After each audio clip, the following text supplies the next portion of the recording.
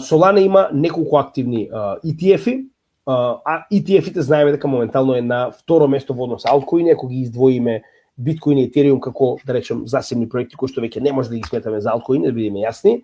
Значи, Solana дефинитивно се наоѓа на четврто место по количина на капитал собран во своите ETF-и, иако има околу 2 месеци повеќе од XRP.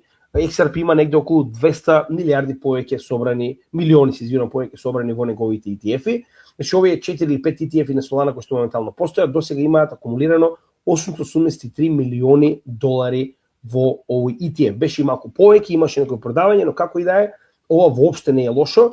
Значи, погледнете, од самиот почеток ние имаме сериозни акумулации, значи секој месец е нет позитив. Во секој месец имаме дополнително зголемување на количината на Solana која што ги држат овие ETF-и. Пак ќе напоменам, ова зборува за тоа колку голем интерес има за алткоини во време на bear market.